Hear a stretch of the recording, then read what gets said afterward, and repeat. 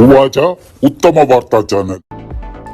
ആരോപണം പ്രത്യാരോപണം കൊണ്ട് കലുഷിതമായ 36 ദിവസത്തിനു ശേഷം ADGP MR അജിത് കുമാറിന്റെ സ്ഥാനം തെറിപ്പിച്ചത് CPIയുടെ കത്ത്. ആഭ്യന്തര വകുപ്പിന്റെ വിഷയങ്ങളിൽ സ്വതന്ത്ര നിലപാടെടുക്കുമെന്നായിരുന്നു ബിനോയ് വിശ്വത്തിന്റെ കത്തിലെ മുന്നറിയിപ്പ്.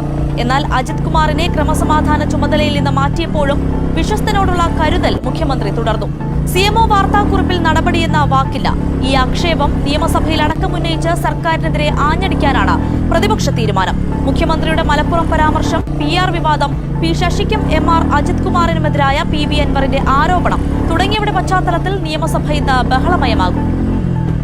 LDF സർക്കാർ കൈകൊണ്ട ഉചിതമായ തീരുമാനമെന്ന് CPI ആവശ്യപ്പെട്ട കാര്യം സർക്കാർ നടപ്പാക്കിയെന്ന് സംസ്ഥാന സെക്രട്ടറി ബിനോയ് വിശ്വം പറഞ്ഞു. അതേസമയം ADGPക്കെതിരായ നടപടി പ്രതിപക്ഷത്തെ ഭയന്നെന്ന് VD സതീശൻ. ആരോപണങ്ങൾക്ക് അനുസൃതമായ നടപടിയല്ല ഉണ്ടായതെന്നും VD സതീശൻ തിരുവനന്തപുരത്ത് പറഞ്ഞു. ദുരൂഹമായ സാഹചര്യത്തിൽ കാരണങ്ങളാൽ ഒന്നല്ല 2 വട്ടം 2 RSS നേതാക്കന്മാരെ കണ്ടതായിട്ട് വെളിച്ചത്ത് വരുമ്പോൾ അതേപ്പറ്റി ഒരു ഇടതുപക്ഷ ഗവൺമെന്റിന് ഉത്തരം പറയേണ്ട കടമയുണ്ട്. ആ ഉത്തരമാണ് ഇന്നിപ്പോൾ LDF ഗവൺമെന്റ് ശരിയായി പറഞ്ഞിരിക്കുന്നത്. മുഖ്യമന്ത്രിയുടെ ദൂതനായി ഈ അഡീഷണൽ DGP RSS നേതാക്കളെ കണ്ടു. അതാണ് പ്രധാനപ്പെട്ട ആരോപണം. അതിന്റെ പുറത്താണ് നടപടിയെടുത്തതെങ്കിൽ 32 ദിവസം കഴിഞ്ഞിട്ടാണ് ഈ നടപടി എടുത്തിരിക്കുന്നത്. ആയിരങ്ങളെ സാക്ഷി നിർത്തി ഡെമോക്രാറ്റിക് മൂവ്മെന്റ് ഓഫ് കേരള എന്ന സംഘടന പ്രഖ്യാപിച്ച PV അൻവർ.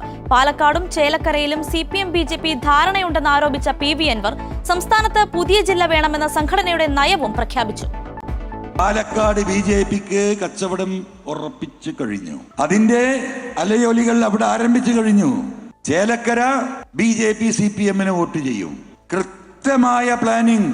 ആരാ നേതൃത്വം? ഈ പറയുന്ന ADGP അജിത് കുമാർ. PV അൻവർ ഉയർത്തിപ്പിടിച്ച മുദ്രാവാക്യത്തിന് മുസ്ലിം ലീഗ് പിന്തുണ നൽകണമെന്ന് മുസ്ലിം ലീഗ് എറണാകുളം മുൻ ജില്ലാ പ്രസിഡന്റ് ഹംസ പറക്കാട്ടിൽ. നല്ല മനസ്സോടെ അദ്ദേഹത്തിന് പൂർണ്ണ പിന്തുണ കൊടുക്കുവാൻ വേണ്ടിയാണ് വിശദീകരണ യോഗത്തിൽ താൻ എത്തിയതെന്നും അദ്ദേഹം മനോരമ ന്യൂസിനോട് പറഞ്ഞു. ഉയർത്തിപ്പിടിച്ച മുദ്രാവാക്യം ഈ കേരളത്തിലെ ജനങ്ങൾ ആഗ്രഹിക്കുന്ന ഒന്നാണ്. ഇന്ന് സമസ്ത മേഖലകളിലും ജനങ്ങൾ അനുഭവിക്കുന്ന പ്രയാസമാണ് അദ്ദേഹം എണ്ണി വിവരിച്ചത്. അതുകൊണ്ട് തന്നെ നിറഞ്ഞ മനസ്സോടുകൂടി അദ്ദേഹത്തിന് പൂർണ്ണ പിന്തുണ കൊടുക്കുന്നതിന് വേണ്ടിയാണ് എറണാകുളത്ത് നിന്ന് ഇവിടെ എത്തിച്ചേർന്നത്. ബലാത്സംഗ കേസിൽ നടൻ സിദ്ദിഖിനെ ഇന്ന് ചോദ്യം ചെയ്യും. സിദ്ദിഖിന് സുപ്രീം കോടതി ഇടക്കാല മുൻകൂർ ജാമ്യം നൽകിയിട്ടുണ്ട്.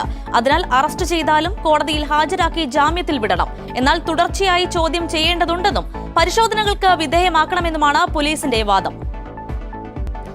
ചേലക്കരയില് പോണോരെ പാലക്കാട്ടിനു പോണോരെ പോയി വരുമ്പോഴെന്തു കൊണ്ടുവരും. ഗാനരചന സംഗീതം PV അൻവർ, സംവിധാനം MR അജിത് കുമാർ IPS. ചിത്രം ചേലക്കാട് മുതൽ പാലക്കര വരെ.